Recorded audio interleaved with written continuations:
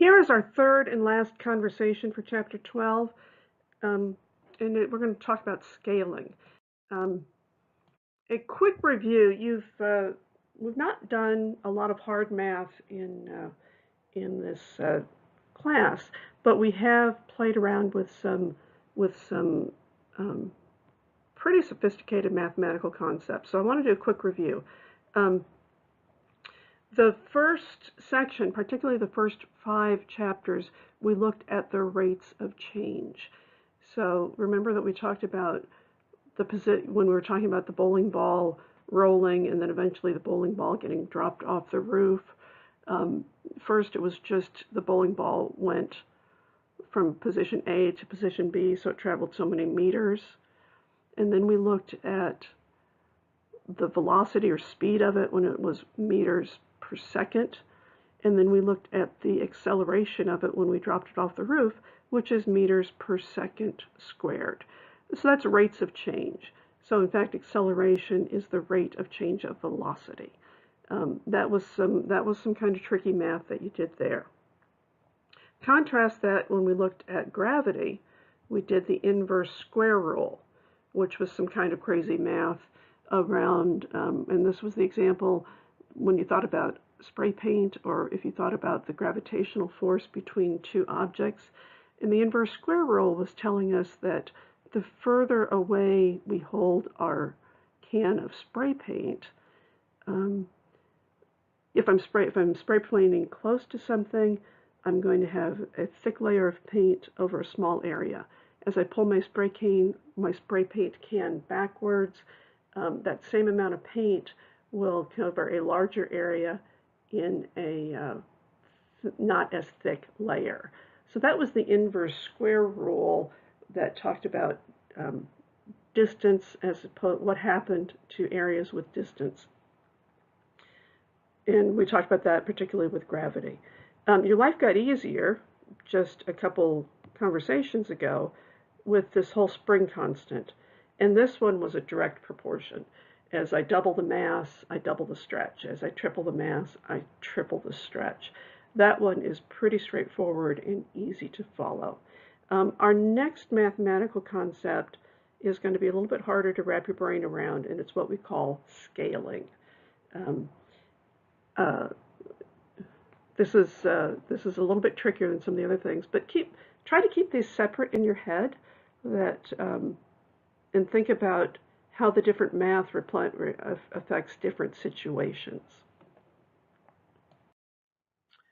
So scaling is how we look at the relationships between the size of something and the shape of it in the area that it covers. And we're going to look at it in terms of strength and weight and surface area. So think back to our picture where we looked at the cantilever beams and where there was tension and compression, and even though we didn't do the math on it, that has to do with the area of the cross section. So we did look briefly at an I-beam, and we could put more material on the flanges of it and didn't need as much in the web because of the shape of it, and spreading the forces out over greater areas will make our members stronger. Weight doesn't care about, weight is related to mass. So weight doesn't care about the shape that an item is, it's just the volume. How much 3-dimensional space does this piece of matter take up? When we talked about some things like density, density had nothing to do with how much matter that we had. Density was just a way to describe, a way to measure the massiveness of the atoms and how close the atoms were packed together. Scaling has everything to do with how much matter we have and the shape that it's in. Scaling is the way that we evaluate that.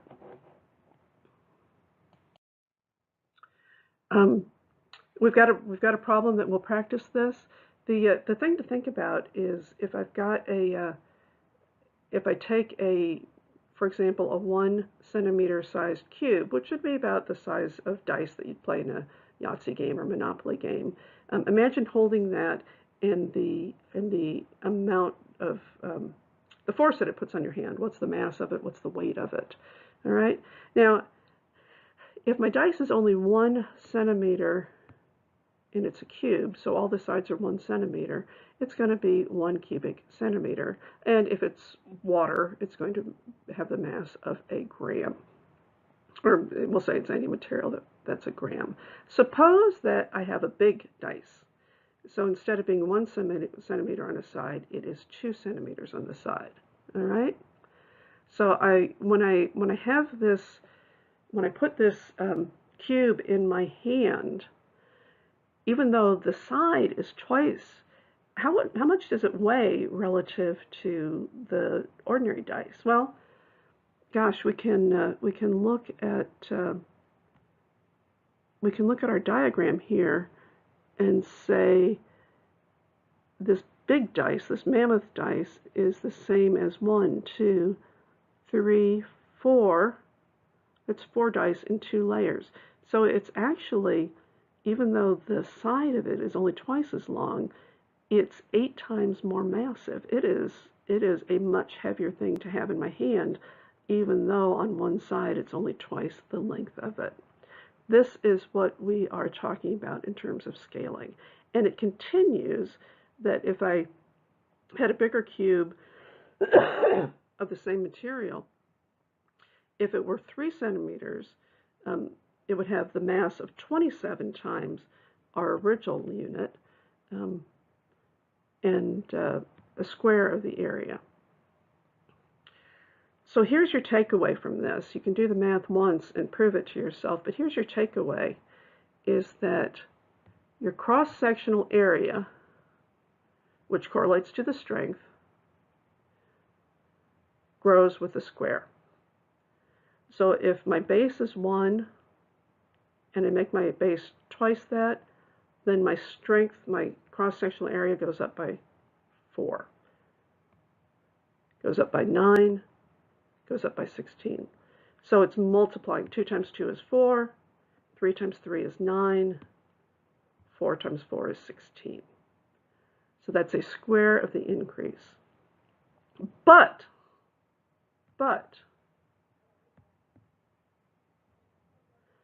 your volume that corresponds to the weight is the cube of it. So let's look at this again. Going from an ordinary dice to a mega dice,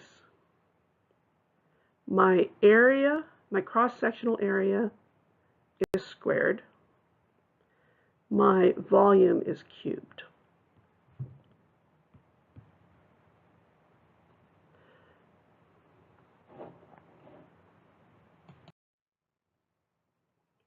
Imagine if we opened up the box and my ordinary dice, if it were wrapped in paper with no overlap, would look like this, whereas the double one would look like this and the triple one would look like this. Consider the areas of these 3, and it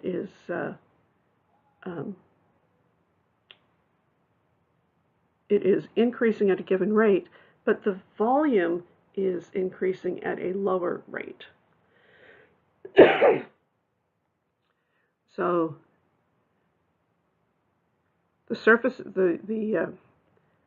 area to volume is proportional to the inverse of the size.